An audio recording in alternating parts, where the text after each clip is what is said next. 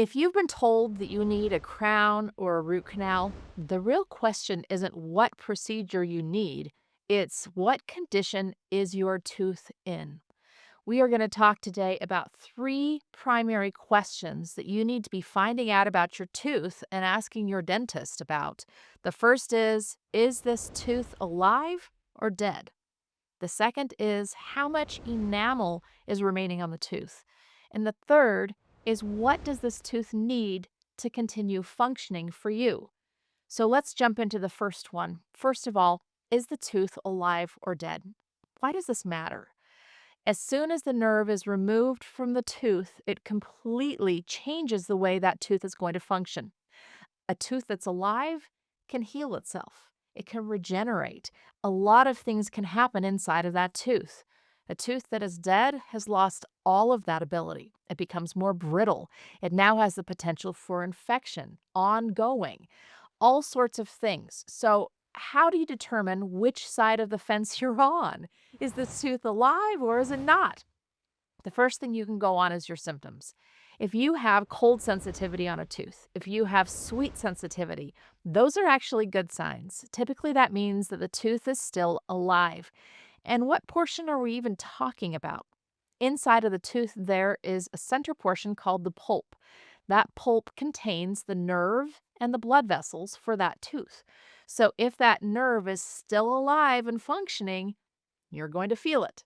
If that nerve is still alive and functioning, the blood vessels are going to continue to deliver nutrients where they need to go and healing things.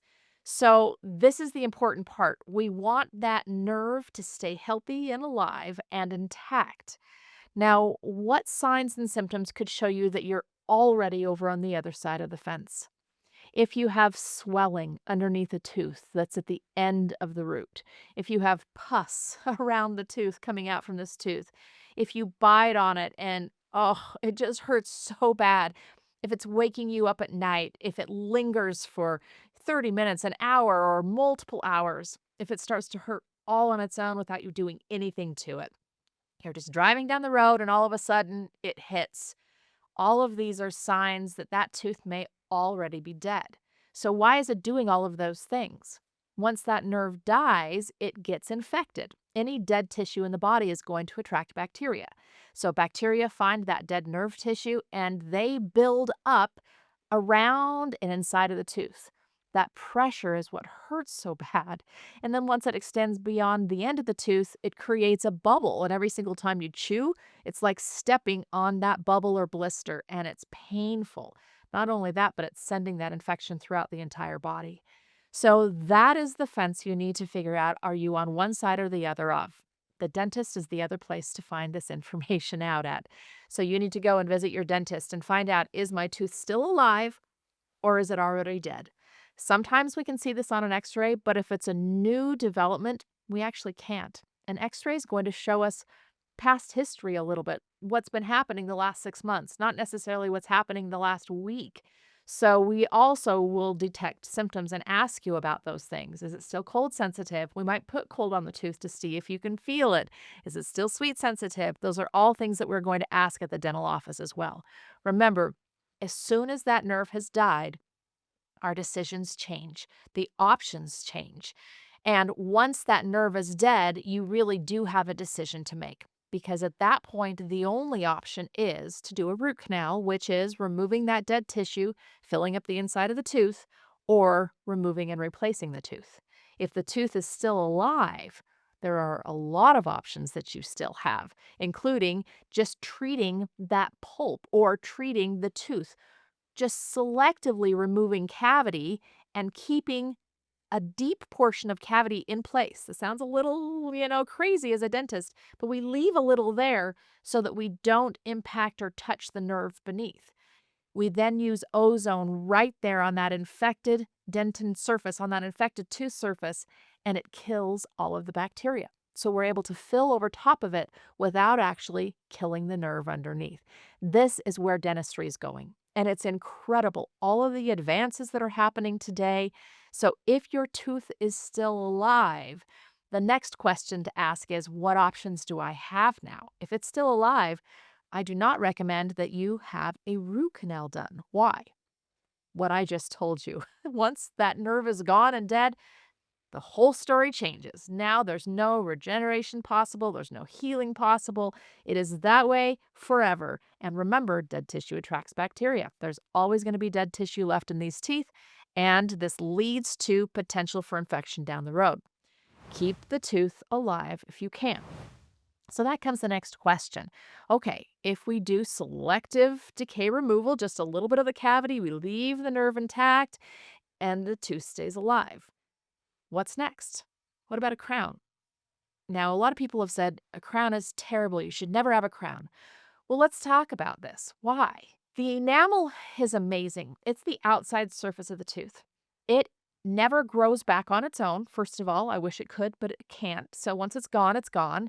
Number two is it's stronger than anything we can put on your tooth when it comes to restorative materials. So it's the best you're ever going to get. Number three is actually that's what we bond a dental material to. That's what we bond our porcelain to.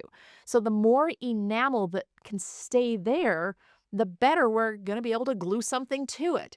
So if you have completely broken your tooth off, there's very little left, there's a lot of decay, it maybe there's just not enough enamel there to really do anything with it. So a crown has to happen.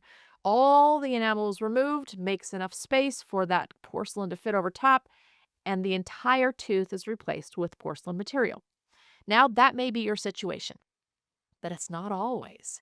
If there is still a portion of good enamel, of good tooth left, you can do something called an onlay or other partial coverage. They're called partial coverage restorations. They cover part of the tooth, basically, and not the whole tooth.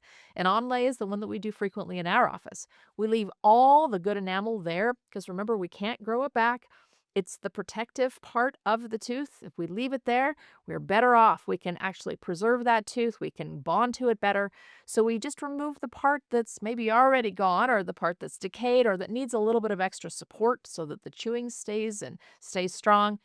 We replace that with porcelain, but we leave whatever we can behind. So hopefully you're starting to understand that the best tooth that you ever will have is the one you were born with. The best materials, the best nerve, the best all of that. But we know life intervenes. You may have had some dental issues, some dental decay. But what phase are you at right now?